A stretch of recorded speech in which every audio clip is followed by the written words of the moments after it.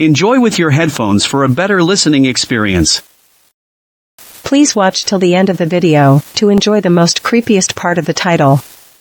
What's your I'm glad I tried it, but never again story? Hot air balloon. I was 4,500 feet in the air for an hour and a half with nothing separating me from a horrifying death but a wicker basket. Stand-up comedy at an open mic. I enjoyed writing, I enjoyed being on stage, once I got my first laugh, and I enjoyed the feeling after getting off stage. But the intense anxiety leading to being on stage was not even a little bit worth it for me. Public speaking is not my forte. Waxing my back. The process itself wasn't bad, but then again I have a high tolerance for pain. The woman waxing me kept commenting on how impressed she was that I didn't cry out in pain. The smoothness was great. The worst part was when, a few weeks later, it started growing back. Oh, my goodness, the itching. Definitely not worth the cost, but glad I know this now. Ate a Carolina Reaper. Lava fills your mouth and fire fills your stomach. An experience to be sure, but not ever again. Handmade phyllo dough. Everything from scratch. So much rolling. I did it. It was delicious. I will never do it again. Mardi Gras on Bourbon Street. It was a ton of fun, but it was also smelly, sticky, crowded, sweaty, and gross. They literally have front loaders to scoop up the trash from the street each night. Went back to the NOLA this year out of season and I loved the city so much more when it wasn't flooded with drunkards and garbage. I got to land, me being the only passenger, in an auto-rotating helicopter. Auto-rotation is what helicopters do when they lose power at altitude. The force of the fall spins the blades of the helicopter, giving the pilot enough control to land. The thing is, once power is, intentionally, in my case, lost, the blades slow down, and the helicopter falls until the blades spin back up to speed. We dropped like 50 feet. It was a rush, but nope. Ed, for clarity, I'm not a pilot, I was the lone passenger. Zookeeping. Loved it, but after a master's and the associated debt it was financially impossible to do long term. Campervan around the Aussie outback in the midst of summer. It was a beautiful journey treading the razor line between life and death. Lonely, desolate scenery, the friendliest locals, when you found them, and every town seemed to have its own specialty in biting insects, mosquitoes, ants, flies. So hot in the middle of the day that if you made the mistake of walking around your feet would literally begin to cook in your shoes. We stayed in a converted camper van and pretty much roughed it except for one day in actual accommodation. It was fun to do once, but getting into our home shower after a week of public toilet sink baths was heaven. Just once, but never again. Piloting a plane.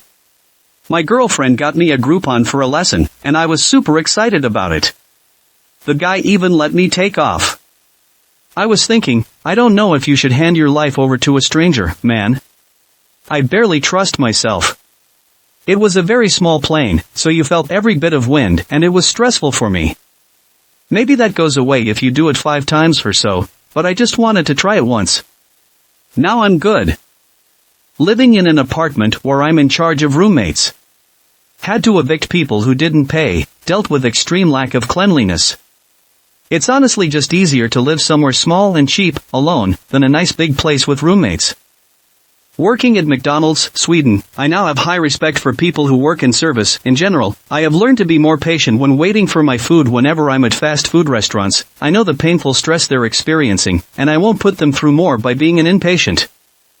But I will never, ever work there again. The stress is horrendous, and people can be real jerks to the employers for no reason whatsoever. I am currently riding a Vespa through Rome. Italian driving sucks and I am so anxious, but I am glad I crossed this off my bucket list. I am not texting and driving, I stopped for lunch. Dating a single mother. I loved her and loved the kids, but it didn't work out. Now I'm grieving the loss of not just the relationship with her but also with her 3 beautiful kids. Times Square New Year's Eve. It was more like waking up at 6 a.m., breakfast, going to the stands until midnight. Snorkeling. I've actually done it a few times, but once I got stung badly by a jellyfish, and the other time was on the Great Barrier Reef, and I was literally terrified the entire time. Turns out I'm very afraid of open water. And sharks. But it was still quite a cool experience. Hiking while badly out of shape. I was way over my head in terms of the ascent and difficulty of the hike, and I could swear that I used every muscle in my body. I came out of the hike scraped, super sweaty, and muddy. I slept the best that I ever did that night and had endorphins shooting out of my eyes the next morning. I felt like I had superhero powers. I went to a maid cafe in Akihabara. My friend, a Japanese woman, wanted to take me. Seriously, the whole experience was pure cringe. First, the maid said that I am her master. Also, we had to say nyan nyan when we were ready to order. One of the drink options included a maid making your drink in front of you while chanting your name and clapping. I did not go for that one. While we were there, some other guests paid for the maids to sing a song, so we had to watch a couple of them shake streamers around and sing and dance along to a Dragon 4 style anime song or something. We also had a picture taken at the end. We had to pose like cats. Yes, it was awful, but at least it's something to talk and complain about with internet strangers. Skydiving. I hated everything about it, but I can say I conquered that fear. Going to a dance club. Too many people stressed me right out, had to leave shortly after I showed up. But glad I attempted to go out of my comfort zone. I'll stick to bars and drink at home. I joined the army. Best one-time decision I ever made. I want to learn discipline, fulfill my duty as a citizen, become trained to prosecute war, meet fellow patriots, and grow some damn chest hair. One brain injury, busted ankle, and an episode of year-long, psychosis-inducing insomnia later. Well, I'm quite satisfied. I think I'll be a massage therapist for a while. Polar plunge. Lake Michigan on January 1st in sub-zero temperatures. Getting my clothes back on took forever because I couldn't feel my extremities. It was an experience I'll always remember. Never again. All sorts of weird food. Most weird things I've eaten I actually like: organ meat, wild game, very rare or raw meat, that sort of thing. I see something different on a menu and I'm ordering that because I've discovered all sorts of weird things I ended up loving. But I'll never eat bats again. A huge burger with 2 giant donuts as buns.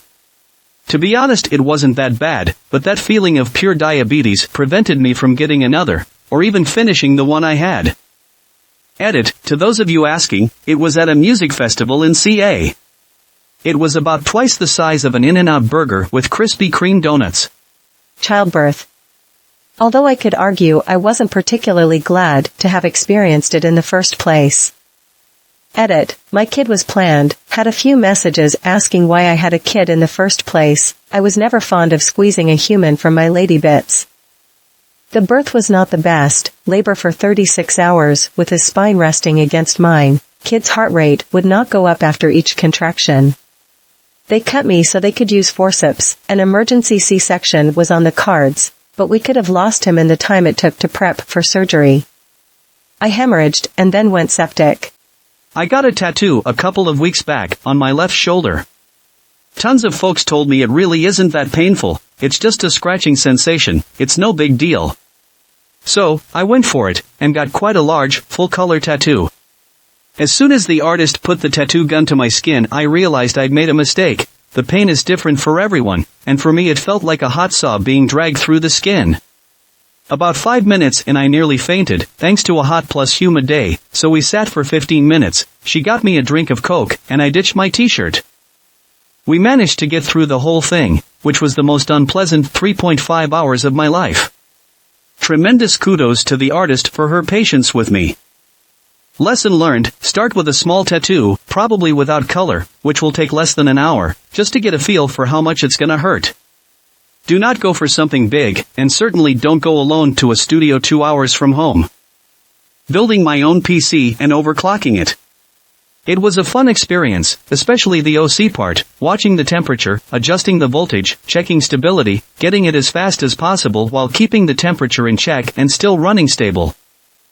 These days, I don't care enough for those extra few % of performance. but I am glad I did it once. Roller coasters that go backwards. I'm not even sure if I'm glad I tried it. It was horrible. Heroin. I mistook it for coke and snorted a small line of it. I vomited for 2 hours, then I experienced one of the most orgasmic afternoons of my life. It really was amazing, and I was terrified after, thinking how good it felt. I never touched any hard drug since. I majored in civil engineering and am currently working in the construction industry, but more into the project/contract management side. What I studied in civil engineering in college is quite different to what I have to use in my current day-to-day tasks.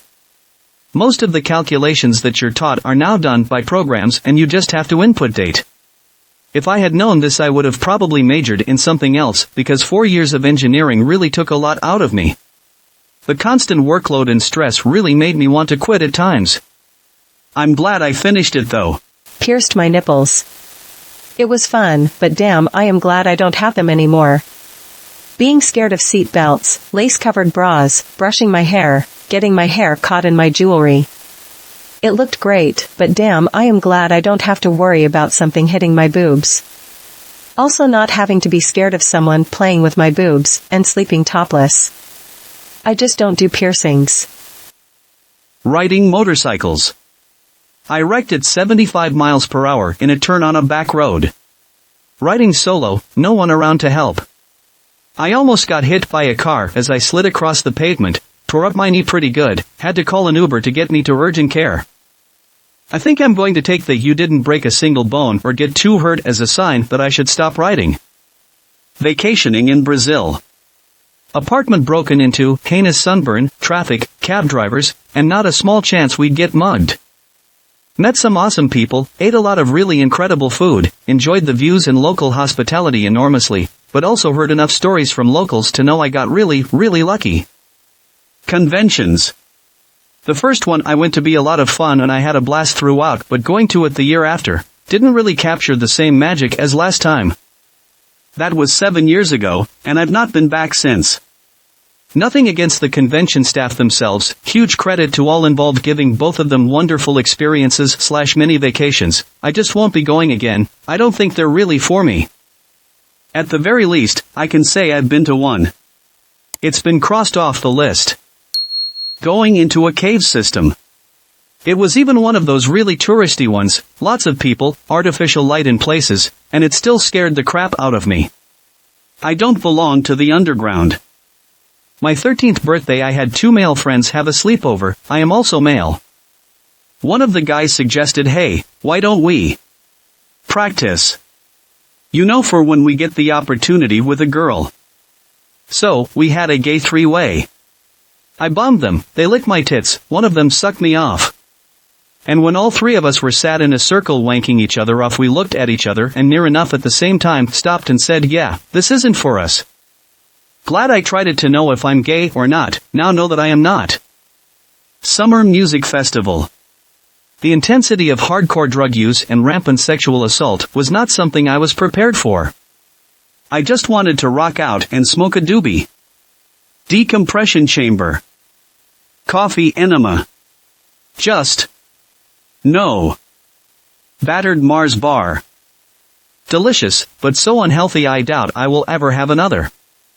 First day in Thailand, family vacation. We're starving, so we stopped by at a restaurant. When we received the menu, none of the things sound really appetizing to me, except for the meal that also happens to be the spiciest on the menu. I figure, oh what the heck, you always hear people talking about how spicy food is around these parts, but surely that's exaggerated a bit. Even if it's too spicy for me, how bad could it be? My mother tells me I shouldn't take it. My brother calls me an idiot and does not take it. The waitress warns me that it is very spicy. At this point, all of these warnings only make me more stubborn and committed. The meal arrives, and I remind myself not to drink water once I start eating, because it will make it spicier. I take the first bite, and it's not too spicy. Second, starting to be quite spicy, I can handle it. I start eating it with a lot more rice. At this point my eyes are teary and I need to wipe my nose. I keep eating.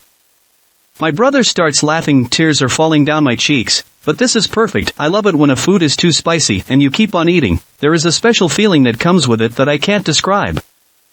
Finally, I break, my face is full of waterfalls, there isn't any rice left, and the waiters are trying their hardest not to laugh. Water was streaming out of my eyes, but I was going to finish this meal. But first, water. I knew I shouldn't, but at this point I'm not thinking straight. I drink the entire glass and keep on eating. Different waiters keep bringing me more water to see me up close. My brother is laughing his ass off, but I am going to finish this. Finally, though, I broke. Water was still streaming down my eyes faster and greater than I thought possible. I'd stopped wiping my nose ages ago because it just wouldn't stop. The entire restaurant, my family, and I are laughing hilariously.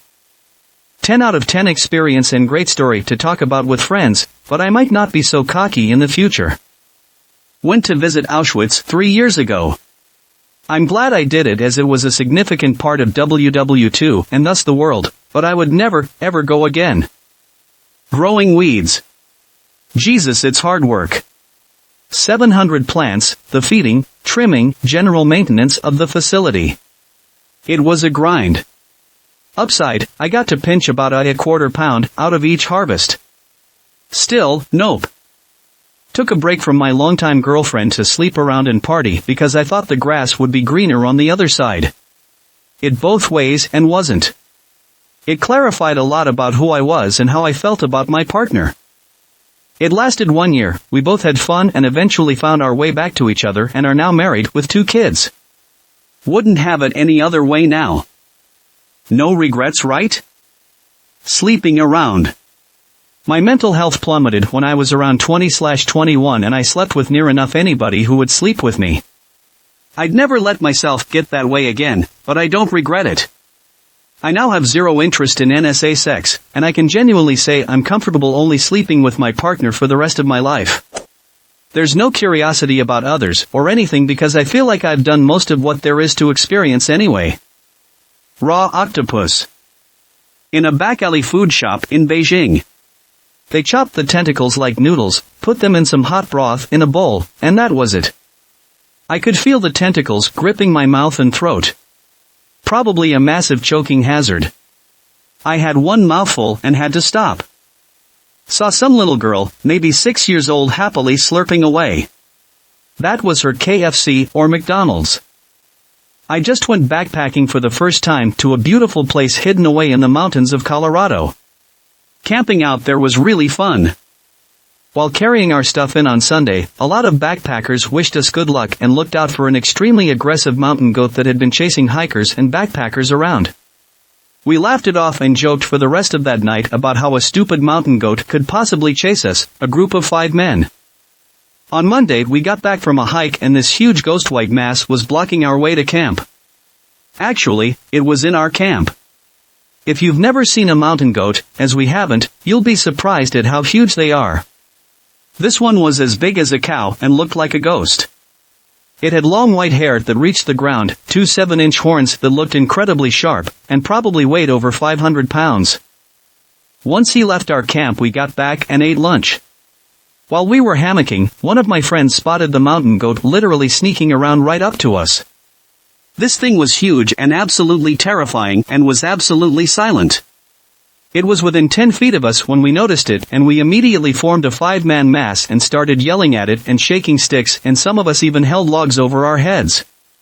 It was like we turned into cavemen trying to scare off this goat. This goat backed off, sized us up, and kept making aggressive movements. He eventually backed off, or so we thought. Instead, he flanked around us and got on top of a rock by our tents, and at that point he had high ground and looked like the devil himself, so we left. He held our camp hostage while we waited at a neighboring campsite. Those campers said they were chased by the same terrifying goat the previous night. We came back to our camp once and he was still romping around our hammocks. We waited some more and came back again, and the goat was gone. We spent our last night terrified that the goat would be back. Tuesday morning, we woke up early and started packing our bags and made some bitter coffee. One guy went inside of his tent to pack his stuff, another guy went into a hole in the ground. I was drinking coffee from a mug. I look down to take a sip and I look up and it's across from me, probably 20 to 30 feet away, staring right at me in the open. It wasn't hiding behind a tree or a bush. It was making its presence known to me. When this mountain goat was staring at me straight on, it looked like the devil was wearing a big white fur coat. I started hollering with my friends to back me up, but we split up and it immediately started moving near the tent my friend was in. He was trapped. The rest of us, 4 guys, left camp to go down to the lake where we found 2 campers and their dog. They also saw the goat last night, but it left them alone after their dog barked at it. The campers had a pistol, so we came back up to camp as a 6-man squad to rescue our friend trapped in the tent. When we got back, the goat was still there. The camper with the pistol fired it off into the air and that goat did not run. It hardly flinched. We walked into the camp as a group, and it backed off up the high rock from the previous night but went further up and higher this time. Our friend got out of his tent and told us how terrifying it was to literally having the goat breathe on the tent while he was paralyzed with fear. The goat did not leave us alone after that. He came back and watched from an uncomfortably aggressive position on the rocks as we packed our bags. The gun was fired into the air 2 more times, but this goat still did not go away. The camper with a gun stood watching it while we finished packing to leave. We literally left camp with all of our stuff while it was watching. I had 2 experienced backpackers with me. They both said they have never run into an animal so aggressive or any type of wildlife run-in so dangerous. The guy with the gun said he had never had to discharge his firearm while backpacking before, and also had 14 years of backpacking under his belt and still never seen anything like this. Everyone who had made the 7-mile hike to this beautiful mountain lake had encountered this hyper-aggressive mountain goat. It was terrifying, and I believe without a doubt that a mountain goat is one of the most dangerous and terrifying animals to encounter while hiking. We saw a bull moose on the way back. It was using the trail, so we followed it from a distance. All of us were entirely unfazed by the huge thing because that mountain goat had already traumatized us the night before and early that morning. Mountain goats are absolutely terrifying. It's a small world ride in Disney World. Those that have done it understand. Those that haven't need to experience it. Home birth. My daughter could have died if there was an emergency. LSD, something I always wanted to try and never had the balls to do it until a few months ago. One week I was on cloud 9, extremely happy and in a good place, and was offered by a friend to do it that weekend. I figured there was no better time than now, and took a tab. 10/10 experience. It was an intense 12-hour trip and I felt like it gave me a different perspective on life and is something I'll always remember. I'm so opposed to doing it again because my first trip experience was so perfect. I don't want to risk taking it again and experiencing a bad trip. Thanks for watching. Please comment, like, share and subscribe. The Internet Surfer on YouTube for more horror and scary stories.